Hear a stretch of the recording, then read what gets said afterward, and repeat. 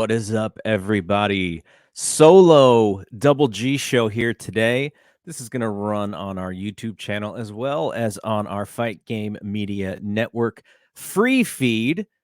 And I just had a show on the free feed on Sunday, the Canelo and Charlo recap, the post show with my buddy Carlos Toro. So we've been trying to put here and there a little bit of more content on the free feed. We see the free feed as a way to showcase our Patreon content as well as stuff that I write for the website. I've been doing some narration articles on the website, which you can go to at fightgamemedia.com. All right, so what am I going to do here? Well, yesterday, Monday night, I was at the HP Pavilion.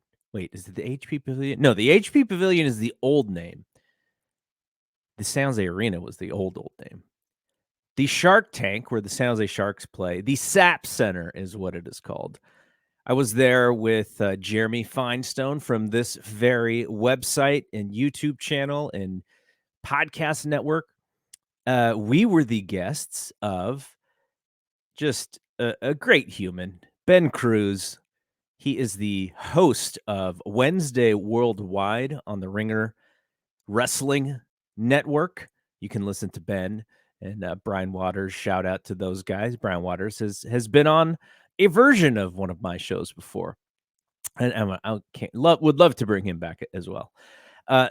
So we went to Raw. Now Raw, I hadn't been to Raw in it'd been like 7 years, and last year around this time WWE ran San Jose, and Ben working for the Ringer. You know, the Ringer and WWE are tight. Working with WWE PR slash marketing, whatever. And the Ringer and WWE has a really good relationship, so we got really good tickets. And this time came around, WWE is a little bit more popular. If you remember last year in San Jose, that was the first show that the crowd really reacted to Dominic Mysterio. And if you even go back to podcasts that I did this time last year, I was saying that, Dom was kind of smiling, almost like, whoa, like what's going on here? And so it was kind of cool to see it come all the way circle, because he did it again when Rhea was kind of bearing down on the Judgment Day for their failures while he was gone. Dom knows the game now. He just basically has to open his mouth and people just go nuts on him. And he was just like, a hint of a smile started to peek out of his mouth, and I thought it was great. But Raw in of itself is a chore to watch on television. Like, I don't think anybody will even the hardest of WWE fans would probably say, yeah, it's not the easiest show to watch because it is 3 hours long. And live is a little bit different, though. I was really happy with the last time I went. I thought it was really fun. And this time, the show itself, like, no Kevin Owens, no Sami Zayn, no Finn. You could tell there was a little bit of a dearth of the star power. But still, when your product has sort of the faith of the fan base back, the fan base who goes, and I don't know how many people there were. I know there were like 85 to 88 tickets sold last week, so maybe they got to 10. It looked just as much or even more full than it was last year. But when your fan base has a little faith in you because you continue to do shows that are above average and at least not insulting to the fan base, I think they're going to give you the benefit of the doubt. And the key to the WWE audience, especially the live audience, they want to be involved. They want to play with the show. They want to be queued up to do something, and they want to play their part because that's part of what is what brings the enjoyment of the show. My buddy and co-host John LaRocca, he brought his family. Both of his wife and his two oldest kids were there. The baby wasn't there, But those kids, shout out to the LaRocca family, Chloe and Hunter especially.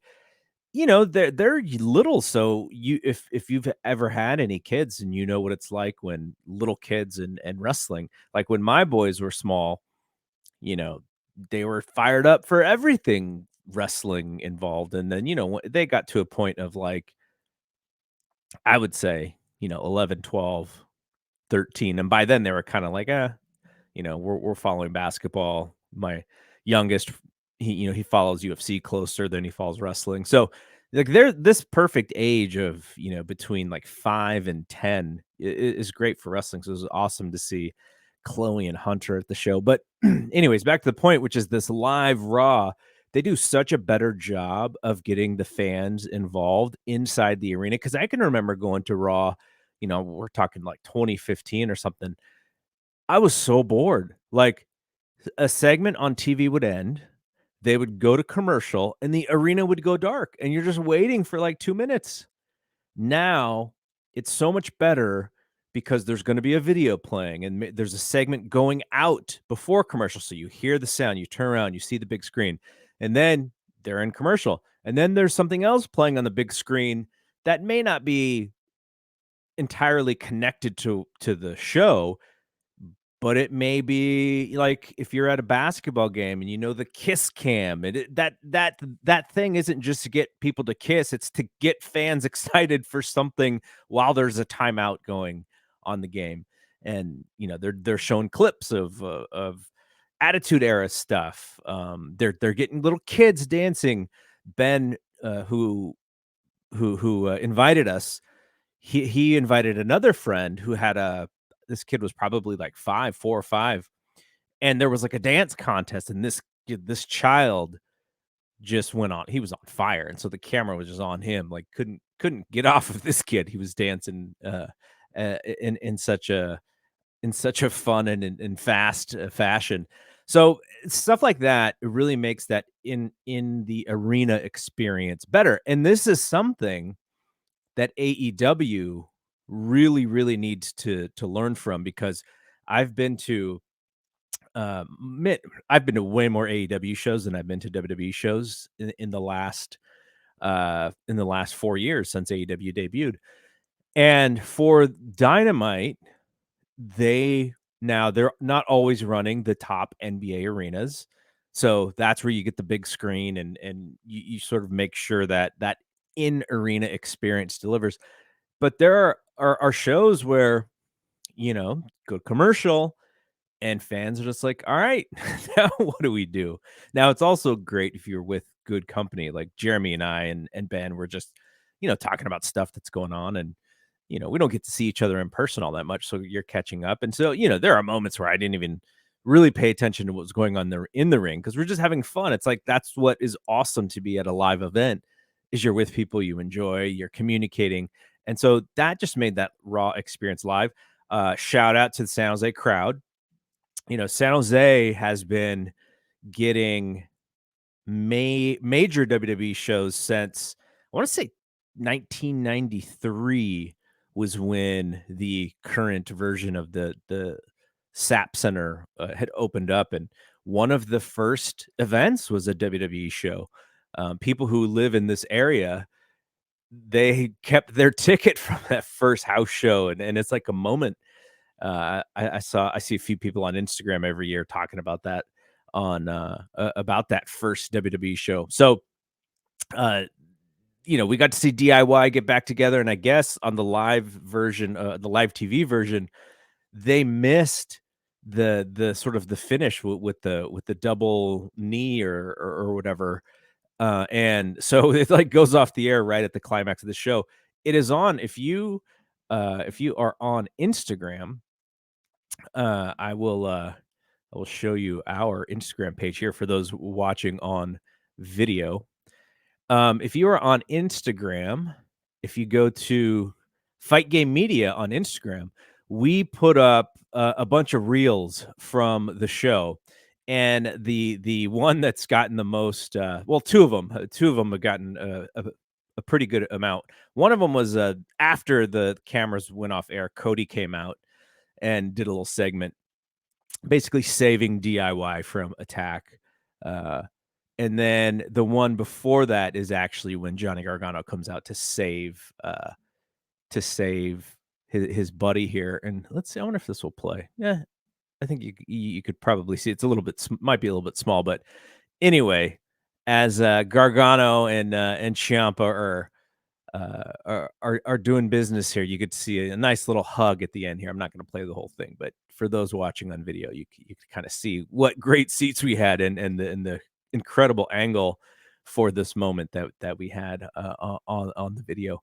But anyways, that was kind of the thing was those guys and really fun just show because you had the Ciampa and Gunther match, which was pretty top notch. It's not like Ciampa's been pushed as main eventer, but he'd been on NXT all that time from their best era, and the DIY act was over. And so it was great to see him get showcased a little bit. And, San Jose is a good crowd for that to happen. In other crowds, maybe Ciampa not being, not being a top wrestler, the crowd might have been like, in some other places, but in San Jose, they really dug it. The other thing that I thought was awesome, and this is again what you get to see in person, is some of the guys are just gigantic, and this is why WWE goes after, so many of these just different looking humans. Ivar does a moonsault on both Kofi and Woods after Woods actually beat him in a match. And like you can just tell, this is when wrestling is good, you can sort of see the building of something that you want to see. And so he stacks these guys and I'm just pointing to the top. Oh, he's going to the top, and then he does this great moonsault, which I wish I would have got on video for an Instagram reel. But it was incredible. And some moments like that. And there were seeing Big Jonah jump off the top rope into onto poor Cedric. That was it's an incredible moment. Just the athleticism and everything. Rhea Ripley coming out to open this show. She got like a attitude era like Stone Cold Steve Austin pop. It was pretty amazing. Talk about somebody who they've just perfectly pushed, and she has done so great at her character. She's just done such a fantastic job, and she's the one in charge. She's browbeating everybody like you guys aren't doing your jobs, and her character is just tremendous. So anyway, just wanted to mention the the uh the Raw experience again. Shout out to Ben. Also, we got to meet a person who I've been connecting with on Twitter for a little while since earlier this year. He sent a photo of Bailey at the New Japan show. Sasha was one of the main events of that show.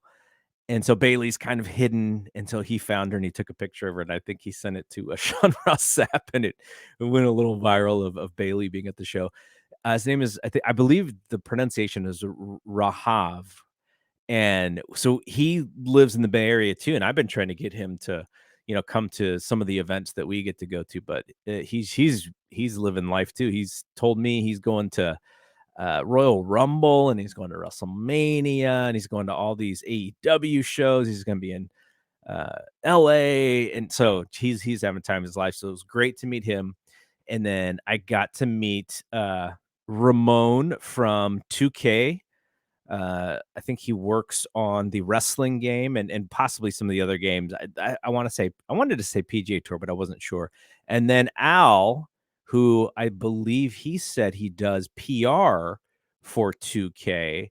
I had been following Ramon for a little while now, and we kind of go back and forth on stuff.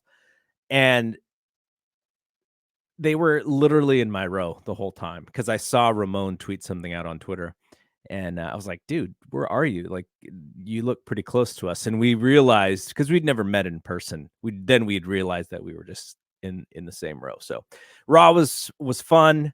Hope that I guess they're gonna be back in San Jose in February, so crossing my fingers that, I'm on the Ben Cruz invite list. I hope I didn't do anything to ruin my spot for the next time, because that is the way to watch wrestling, is when you're so up close and, you can, everything is just, like, right on top of you, so all right, before I get to my reviews or my recaps of NXT's, PLE No Mercy and AEW's WrestleDream, I just wanted to shout out and make aware, as I always do on these free feed shows, which is our Patreon. And now, if you're watching on video, I'm just going to share my screen here with the Patreon. And, the Patreon is really our bread and butter. It is uh, where we want people to go. We want people to check out all of our content, and this is where the podcasters themselves are able to create and make a little money. It's just kind of what we believe is where our best work goes. We want to showcase our work here, and this is the Patreon here. So we just put up our shows for this last week. We had a show every week. So we had 5 Star, which was um Scott's Scott Edwards, was his recap of the 5 Star Grand Prix 2023, the finals. He reviewed the finals, and he did a great job. He went live on YouTube, but we put the audio just last night on the Patreon. We had the Boom. They did their recap of WrestleDream. The Power Bombshells did their pre-show to WrestleDream. The Wrap did their No Mercy recap and their Fastlane preview. And what else did we put? Oh, and then my post show with the Canelo and Charlo fight, and yeah, lots of content here. So patreon.com/fight game media. Give us a shot. We got content every day, Monday through Friday, and we also have bonus shows like this week. John LaRocca and myself are gonna get our latest podcast on WCW 96. This one is Fall Brawl. It's the war games of um, NWO versus WCW, and kind of a crazy time frame for them.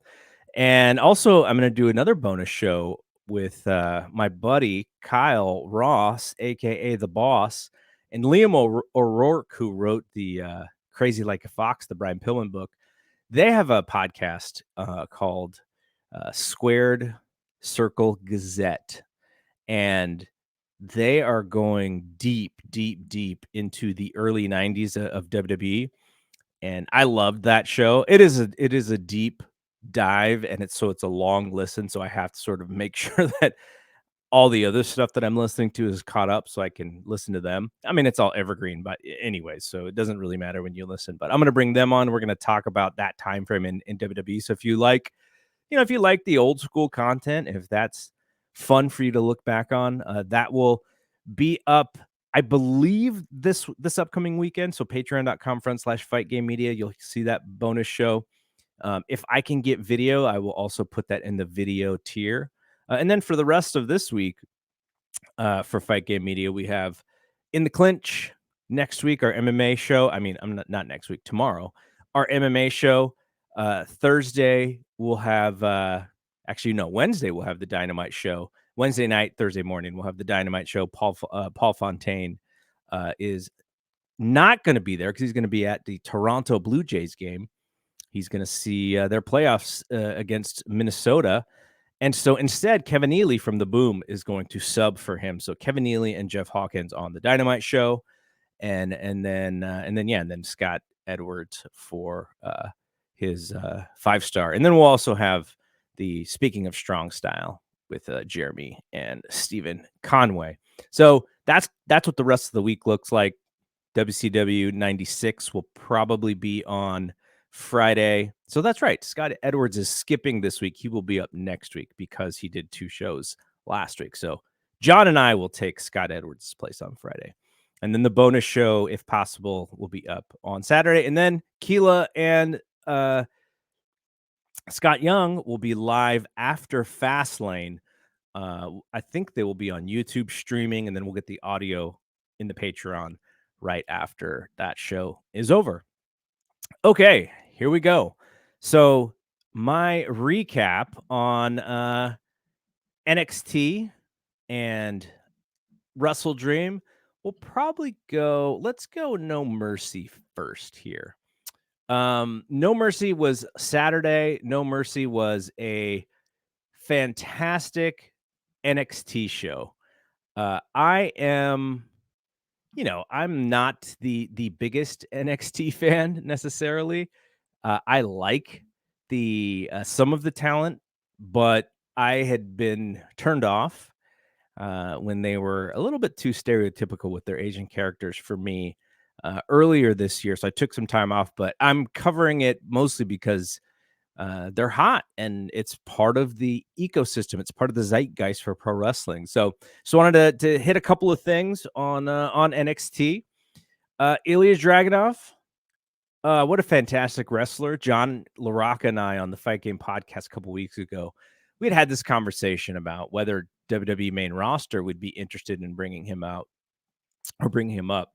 And I was like, I don't know. He's kind of small. He doesn't emote exactly like everybody else. But I mean, that's kind of the key to him. And he and Carmelo Hayes had one of the best matches you'll see on WWE TV all year long. I think we're going to have a discussion this week on the Fight Game podcast with John and myself about what was the best match last week. I'm guessing that this is going to be John's favorite match of last weekend. I think I still like Danielson against Zack Sabre Jr. more, but I'm going to try and rewatch them before we record on Thursday night. But yeah, Ilya Dragunov, fantastic. Carmelo Hayes is fantastic as well. I worry about both of them on the main roster just because of their size, but at least Dragunov brings something a little bit different. Hayes, he has a look, he has a swagger. That size is just going to be a killer for him, but I mean, he's got so much promise. So really dug that one. The Bakersfield crowd, man, that crowd was on fire. And this is kind of the deal for me when it comes to NXT. I get some PTSD when I see shows in that performance center. It reminds me of 2.0. And I kind of like in this, the thing that I'm showing on the screen, if you're watching on video, is my write-up of the show. And I compared it to like when you're like a little kid and if you tried broccoli and then you hated it and you never ate it again, and then as an adult you took a bite and you're kind of taken back to that moment as a child when you didn't like it. That's kind of how I feel when I watch NXT. I see that crowd in the PC and I'm like, oh no, I have 2.0 PTSD and I feel ill, but the product is much better. The matches are so much better. And that Bakersfield crowd really stood out to me. And I would try and they can never tour weekly with this show. It just would never work. And actually, in that sense, thank God for that PC crowd. But I would do, I don't know how many of these PLEs they're doing and whether it's 5 or 6, I would have to count, but I may do like a special Wednesday one, maybe 2 times a year to see if you could actually get, 3 to 5,000 people to come on not Wednesday, Tuesday, on a Tuesday night. And it'd be kind of cool to see if you could draw some folks there. So for the Corbin and Braun Breaker match, I love that match, and then the finish sucked. And it just, when you have a bad finish, it kind of ruins everything. That finish sucked. Match was really good, and I thought the same thing for Noam Dar and Pete Dunne. All the interference just ruined it. And if you're going to give a negative to that show, it's probably those 2 matches because of those finishes. Just, unfortunately, because the wrestlers, they're wrestling so well, working so hard, and then you have this terrible creative and it just ruins it. And this could have been like an all-time NXT show if the finishes in those two matches were better. And you got to give a thumbs up to Trick Williams, man. I've been calling him Trick Daddy Williams because he's just got the gift of gab and it looks great. He still does not wrestle well, and that stood out in this match against Dom. It was a poor match. I know a lot of people are trying to cushion that blow a little bit because Trick has so much charisma and Dom plays his part. But if you watch that match with a critical eye, you're going to see a lot of missed stuff, a lot of stuff that's not snug, a lot of stuff that might make you go, "Whoops."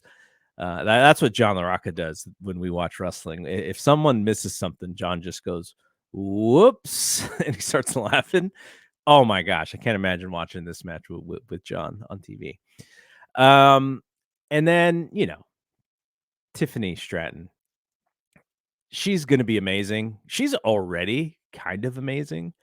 Working with a fantastic dance partner as Becky Lynch. And Becky Lynch, what's interesting about these NXT matches is when you bring in the main roster folks, the idea is that these NXT wrestlers, they get a little bit of the rub by the stardom of someone like Becky Lynch. And the key is that Becky Lynch raises Stratton's game. Like, that's how the thing is supposed to work. But if I'm Becky Lynch, I might be thinking a little bit next time, like, did I just make her look too good? Because she's still so young. But, Becky was the reason why that match worked. She was the most of the reason, but in a sense, because she made that match work and because she made Stratton look so great, most of the feedback off of that is that how great Stratton is. And this has happened before. I remember one of the first, maybe the first NXT special, if I'm thinking back on the WWE Network, one of the first few, may have been the first though. Charlotte has this match against Natty, and all the Twitter commentary is how great Charlotte is, how great Charlotte is. And I kind of turned to somebody and I was like, was Charlotte great or did Natty just make her? And it's kind of one of those things where if you're looking to really see what happened, it was Natty. Natty deserved every bit of the credit for that match with Charlotte, that in NXT, the one that kind of made Charlotte. And so that I sort of this one wasn't as big. I think Stratton was much better than even Charlotte was in that match back then. But this is something to think about, because Becky is, she's on top and she's a star, but there's going to be a Stratton coming to take her spot. So I thought that was the interesting part of that match, and a little bit of gamesmanship there. But I thought Becky did a fantastic job with her, and they both got beat up. Becky got some crazy cut on her arm. So yeah, great show. Take those two finishes out, and you have an even greater show. And it's just unfortunate that their creative couldn't get out of their own way. So what about this this AEW WrestleDream show? This pay-per-view, the difference between pay-per-view and PLE, you pay your $10 for WWE Network.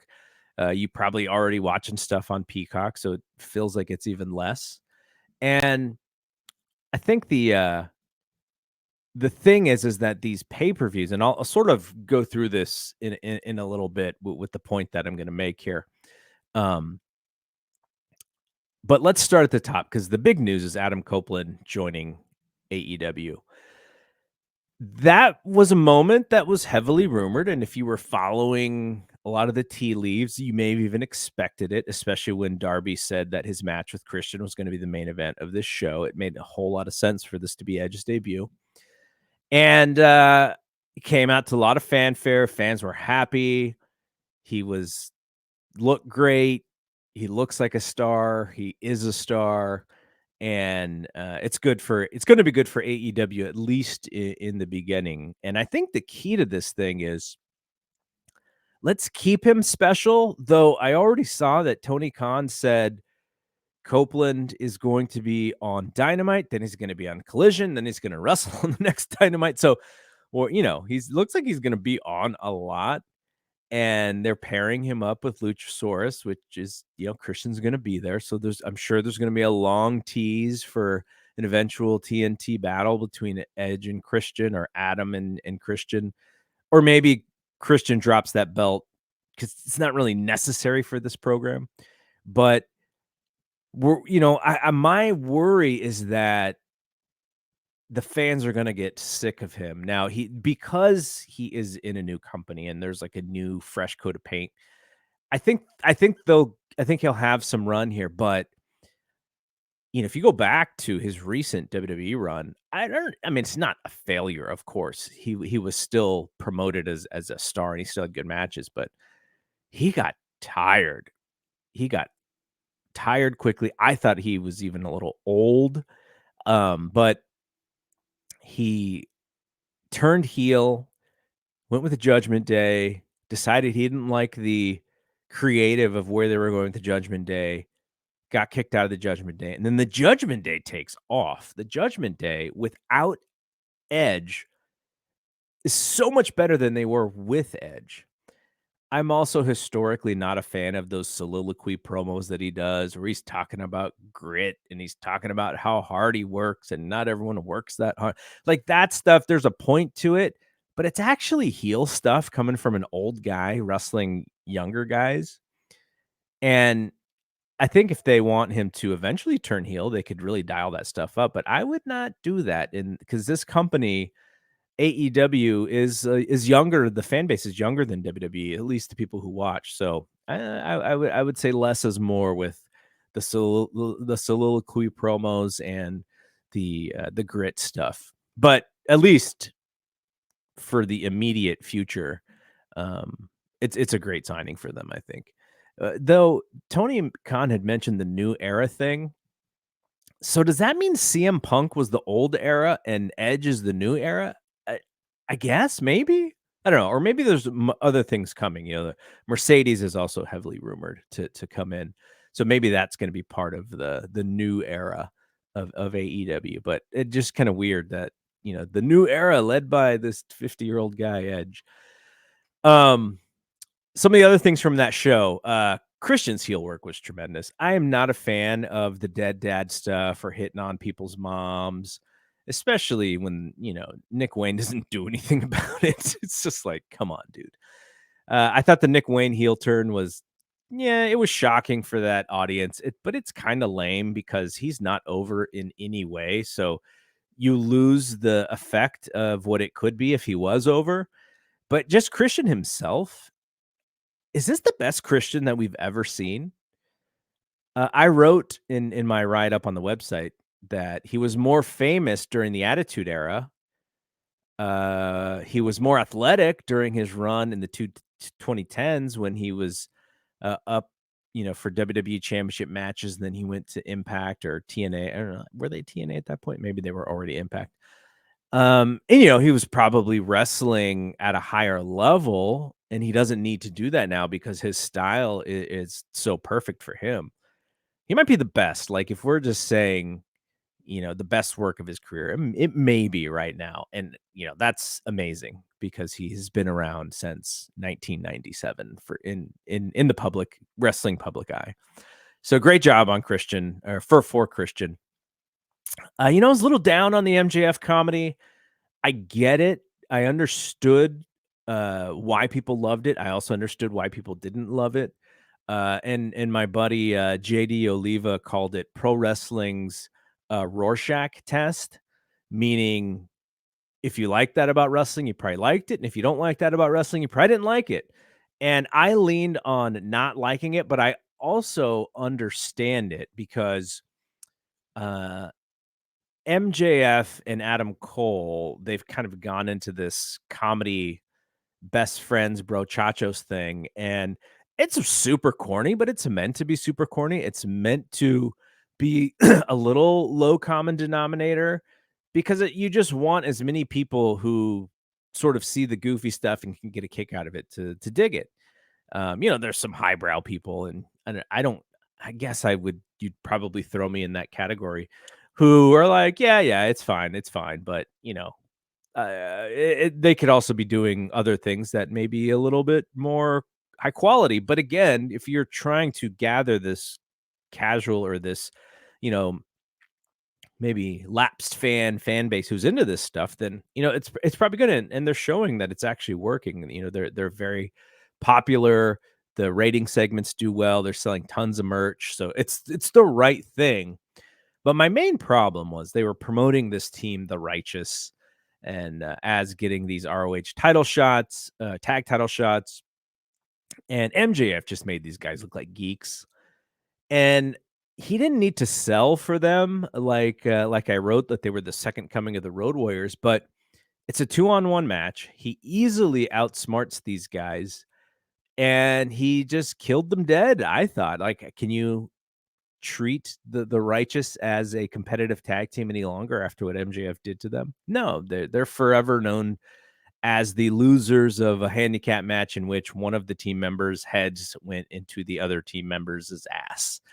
And MJF is doing his Hogan and Warrior and Eddie Guerrero stuff, and the fans are going crazy. So it works in that end, but there's also negatives to that, and the Righteous being one of them. Like, they were definitely the big loser of the night, I would say. Another thumbs up to the show was just Swerve. Amazing. I like to, whenever I talk about casual wrestling fans, I think of my dad, because my dad was a wrestling fan when he was younger. And, as you grow up, most people do, you kind of grow out of it, and everyone does. But your fanaticism kind of adjusts and changes it. And for me, if it wasn't the newsletter community, the sort of figuring out how this thing works behind the scenes community, I would have been a casual fan. I would have probably still liked a lot of the big stuff, but I wouldn't have been as dialed in as I am today if not for that. But for my dad, I always think of him in this moment because on last week's Dynamite, when Hangman and Swerve were doing their little toe-to-toe, contract signing, if my dad was in the room, he would have thought that Swerve was the former champion, the former main eventer, and the bigger star, and that Hangman was kind of the up-and-comer just based on how that information was presented. But he would have also said that, nobody could neither of them could hold, Pepper Gomez's jockstrap. That would have definitely been the main part of his comment. But I'm very glad to see Swerve get the win in front of in front of that crowd, get leveled up a bit. But really, they need to build off of this win. Swerve needs to continue to go up. He doesn't need to lose another match soon. Like, this guy needs to win big matches. This guy needs to be in title programs. Let's not even mess around with this. All right. The main negative on this show was the number of matches and the almost 4-hour length just for the pay-per-view card, because the 0 hour became the 90 minutes. And so if you added up all of your time watching wrestling, if you put the 90 minutes plus the 4 hours, that's 5.5 hours on Sunday. Add in the 2 hours on Saturday, that's 7.5 hours. And then you add in the hour of Rampage, that's 8.5 hours of wrestling since Friday night through Sunday night. That's too much. It's just too much. And I know if you're going to pay for the $50, and Tony Khan has been consistent in saying that, for your $50, we have to give you a lot because we're asking for money. We're not, you're not only paying your $10. I get that argument, but I think there were matches on this show that you could have saved for television, and this show could have been just as slick of a 3-hour show as NXT was the night before. Um, I think it's new right now, so I think people are adjusting their priorities to make, we only have, we don't have that many AEW pay-per-views, even though they are adding up. There's been there will be, if you add the ROH stuff, there will be 10 pay-per-views in 2023 and probably more in 2024. I think Collision is probably going to be the show that people are going to skip on pay-per-view weeks, which is unfortunate because I generally like Collision. But if you're asking for this many hours in 2 days, essentially, for your fan base, something's got to give because people have stuff to do. People live lives. There's other stuff going on. But I would have taken 3 of the matches off of this show, made it a lot tighter, made it 3 hours, and would have felt as less of a of a cardio exercise than it actually did. Obviously, best match, Danielson, Zack Sabre Jr., though I did see a lot of folks who liked Swerve and Hangman more. I'm gonna rewatch both matches because sometimes when I'm doing this, I'm either tired or I'm kind of like trying to get up to speed quickly, get through stuff because I have other stuff to watch and analyze. But Danielson, Zack Sabre Jr. was a classic. It's wrestling the way that I think a lot of people want wrestling to be. And so those of you who do like that style, I'm sure that was probably your match of the night. Also, small thing here, but I thought Kota Ibushi looked much better than he has in the past.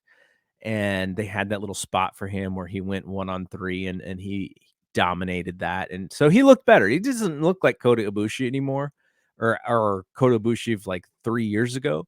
But hopefully he can get back to it. Injuries, getting older, all that stuff is probably a giant pain in the butt for him. But I was glad to see him somewhat back. And the other negative I think on this show is Aussie Open and FTR had a pretty good match, all things considered. But Aussie Open, their booking of late has been terrible. They lose at All Out to Adam Cole and MJF, and then they lose to Jericho and Sammy Guevara. So why did they even get this match? Well, fans are going to say, because they're going to have a good match, and that's all that people are going to care about. Well, I think this is the one time where that didn't work, and it kind of bit them in the butt a little bit. They didn't deserve the match just based on the booking. And then because of that, I think somewhat because of that, other reasons, because late in the show, just had 2 good matches right before, but the fans did not care about them in any way. And so they sat on their hands and they were just kind of waiting for the final match, which was Darby and Christian. So this is the one time where the booking kind of bit them in the butt, and the fan reaction and the match quality didn't save bad booking, which can happen in AEW shows. They're lucky that it can, because sometimes I watch the build of a match and I'm like, man, the build sucks. But then you watch the match and you're like, oh, the match was great, so who cares? In this case, I think they kind of got I think this is the one where that did not it did not save it. So anyway, but other than that, and other than maybe couple of small other things, fantastic pay-per-view.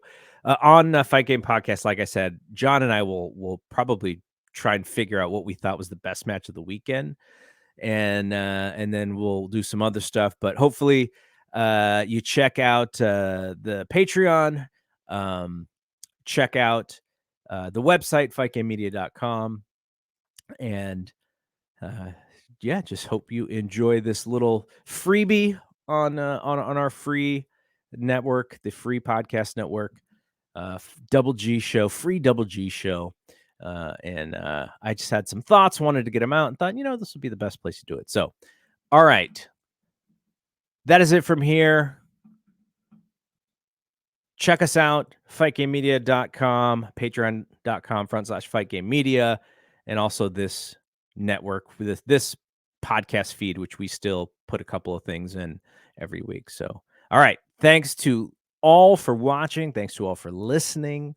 I'm Double G. We will see you when we see you. Peace out.